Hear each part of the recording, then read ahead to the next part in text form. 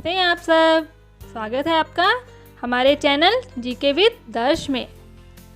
दोस्तों, क्या आप जानते हैं ये मंथरा कौन थी और उसकी प्रभु श्री राम से क्या दुश्मनी थी? नहीं जानते? चलिए कोई बात नहीं, आज हम बात करते हैं इसी विषय पर। दोस्तों, रामायण काल के ऐसे कई रहस्य हैं जिन्हें बहुत ही कम लोग जानते हैं। रामायण में श्री राम के वन जाने का मुख्य कारण दासी मंथरा थी। वाल्मीकि की रामायण में भी मंथरा की बहुत ही महत्वपूर्ण भूमिका बताई गई है।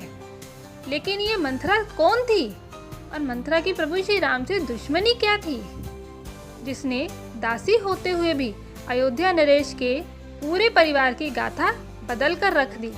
और इतना सब होने पर भी वह राजभवन में क्यों थी? और रानी कैकेयी के साथ उसके होने की क्या वजह थी? आइए मिलकर जानते हैं। दोस्तों, कैकेयी अश्वपति सम्राट की पुत्री थी। कैकेयी बहुत ही सुंदर, गुणी और वीरांगना स्त्री थी। इसलिए वह राजा दशरथ को अपनी तीनों रानियों में सबसे ज़्यादा प्रिय थी। कहा जाता है कि जब कैकेयी का विवाह राजा दशरथ से हुआ था तो दासी मंथरा मायके से उनके साथ आई थी। एक कथा के अनुसार कैकेयी देश के राजा अश्वपति का एक भाई था जिसका नाम बृहदुष था। उसकी विशाल नैनों वाली एक बेटी थी जिसका नाम रेखा था। वह बचपन से ही कैकेयी की बहुत अच्छी सहेली थी। वह राजकन्या थी और बुद्धिमती भी थी, परंतु बाल्यावस्था में उसे एक बीमारी हुई। इस बीमारी में उसका पूरा शरीर पसीने से तर हो जाता था, जिसके कारण उसे बड़ी जोर की प्यास लगती थी। एक दिन प्यास से अत्यंत व्याकुल हो उसने इलायची, मिश्री और चंदन से बनी शरबत को पी लिया। उस शरबत को पीते ही उसके शरीर के सभी अंगों ने काम करना बंद कर दिया।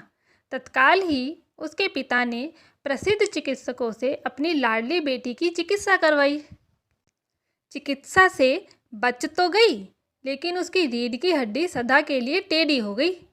इस कारण से उसका नाम मंथरा पड़ गया। उसके इस शारीरिक दुर्गुण के कारण वह आजीवन अविवाहित रही। जब कैकेयी का विवाह हो गया तो वह अपनी पिता की अनुमति से कैकेयी की अंगरक्षिका बनकर उसके राजमहल में रहने लगी। किंवदंतियों के अनुसार पूर्व जन्म में मंथरा दुदुम्ब नाम की एक गंधर्व कन्या थी। एक अन्य कथा के अनुसार लोमेश ऋषि के अनुसार मंथरा पूर्व जन्म में प्रहलाद के पुत्र विरोचन की कन्या थी।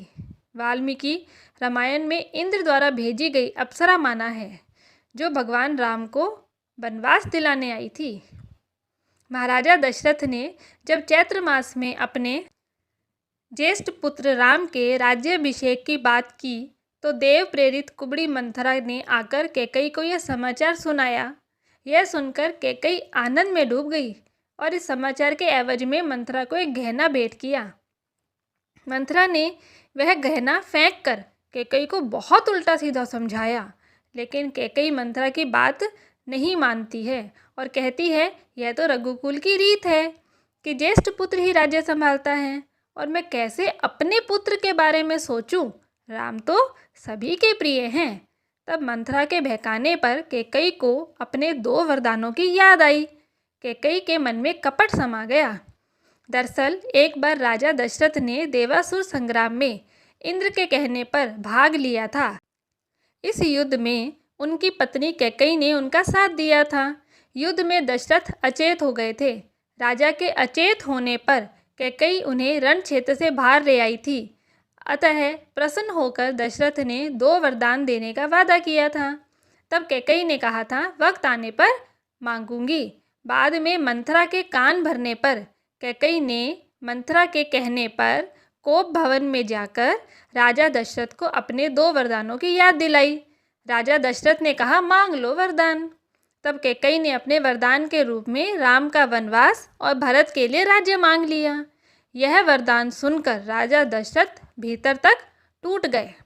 जब शत्रुघ्न को यह पता चला कि मंथरा के कारण ही मेरे राम को वनवास हुआ तो शत्रुघ्न ने कुबड़ी दासी मंथरा के कुबड़ पे लात मार दी थी। दोस्तों, मंथरा की श्री राम से कोई दुश्मनी नहीं थी।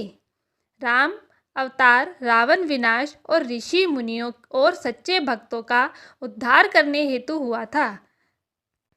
राम के राज तिलक के समय देवताओं को चिंता हुई कि अगर राम राजा बन गए तो अयोध्या में ही रहेंगे, तब रावण का विनाश कैसे होगा। सो वे ब्रह्मा जी के पास गए।